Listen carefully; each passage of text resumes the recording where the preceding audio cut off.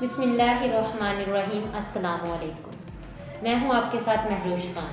आज हम बात करते हैं इंडिया की मशहूर अदाकारा उर्मिला के बारे में। उनका कहना है कि मेरे शौहर को पाकिस्तानी कहा गया। भारतीय अदाकारा उर्मिला इंतहा पसंद भारतीयों पर फट पड़ी। मुझे समझ नहीं आता कि ये लोग और कितना करेंगे। भारतीय अदाकारा उर्मिला अपने शौहर के खिलाफ अफवाहें फैलाने वालों पर फट पड़ी।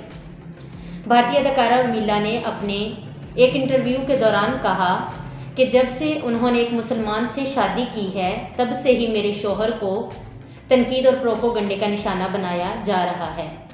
उन्होंने कहा कि मेरी शादी लोगों को सिरे से हजम ही नहीं हुई।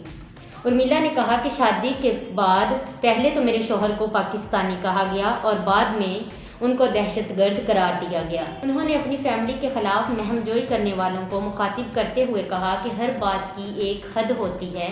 मुझे समझ नहीं आता कि लोग और कितना करेंगे।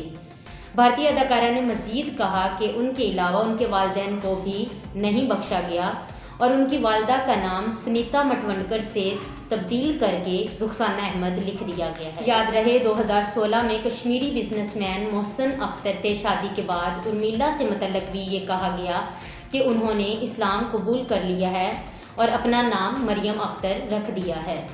उर्मिला ने अपने मुखालफिन पर वाज़िया कर दिया कि वो दोनों अपने मजहब से वफादार हैं और वो अपनी ज़िंदगी में खुश हैं और इस तरह के प्रोपोगंडे उनको गमगीन नहीं कर सकते।